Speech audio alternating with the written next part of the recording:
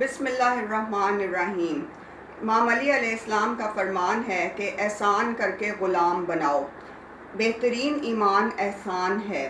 لوگوں پر احسان کرو تاکہ وہ تمہاری تعریف کریں۔ احسان ایک بہت بڑی خوبی، ایک بہت بڑی صفت ہوتی ہے۔ جو انسان دوسروں کی بھلائی کرتا ہے، چاہے وہ مالی کرے، چاہے وہ جسمانی کرے، اور ان کے ساتھ احسان کرے، اللہ تعالیٰ نے اس کے لیے بے شمار اجر رکھا ہوتا ہے۔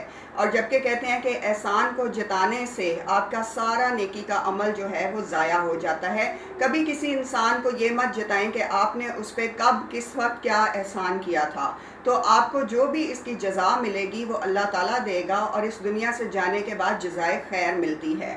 اللہ تعالیٰ نے قرآن پاک میں حکم دیا ہے کہ احسان کا بدلہ صرف احسان ہے۔ اگر تم پہ کوئی احسان کرے تو تمہیں جب موقع ملے یا وقت ملے تو تم اس کا بدلہ احسان کر کے اتار سکتے ہو۔ اسی طرح کا ایک واقعہ ہے کہ ملا نصیر الدین کے پاس ایک سیاستدان آیا اور اس نے کہا کہ مجھے آپ کی اچکن شیروانی چاہیے ہے اپنی تقریر میں پہننے کے لیے، جلسے میں۔ ملا نصیر الدین نے کہا آپ لے لیں، لیکن میں جلسے میں آپ کے ساتھ چلوں گا۔ وہ سیاستدان بہت خوش ہوا اور اس نے ملا نصیر الدین سے کہا کہ آپ جلسے میں میرا تعارف ضرور کروا دیجیے گا۔ ملا نصیر الدین جب مائک پہ گئے تو انہوں نے اس سیاستدان کی بہت لمبی تعریف کی، اور آخر میں ایک یہ جملہ کہا کہ آج یہ جس اچکن اور شیروانی کو پہن کر آئے ہیں وہ میں نے انہیں دی ہے۔ جس کے بعد وہ سیاستدان جو ہے انہوں نے اس بات پہ بڑے برہم ہوئے، اور انہوں نے تقریر کرنے کے بعد ملا نصیر الدین سے یہ کہا کہ بھئی آپ نے یہ مجھے اچکن اور شیروانی دے تو دی، لیکن آپ نے جب اتنے بڑے مجمع کے سامنے یہ ایک لائن بول دی تو اس کی وجہ سے مجھے آپ کا یہ احسان بہت مہنگا پڑا۔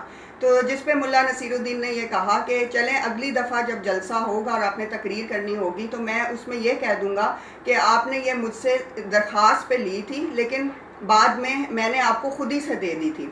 تو احسان جب آپ کریں کسی پہ تو کبھی بھی اس کو جتائیں نہیں، کبھی بھی اس انسان کو یہ احساس مت دلائیں کہ آپ نے اس کے اوپر کب کیا بھلائی کی تھی، کیونکہ احسان کا بدلہ صرف اللہ تعالیٰ دیتا ہے، یا وہ انسان دے سکتا ہے جس پہ آپ نے بھلائی کی، اور جب موقع آئے گا تو وہ بدلے میں آپ کے ساتھ بھلائی کرے گا۔